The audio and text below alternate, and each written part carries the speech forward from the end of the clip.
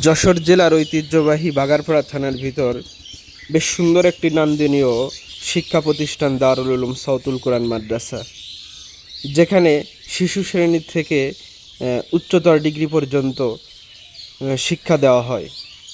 তো যারা নিজেদের সন্তানদেরকে খুব ভালো মানের একটা প্রতিষ্ঠানে ভর্তি করতে ইচ্ছুক, তারা আর দেরি না করে এখনই যোগাযোগ করতে পারেন দারুল উলুম সাউতুল কোরআন মাদ্রাসায়। এখানকার পরিবেশটা আসলে বেশ মনোমুগ্ধকর এবং খুবই সুন্দর।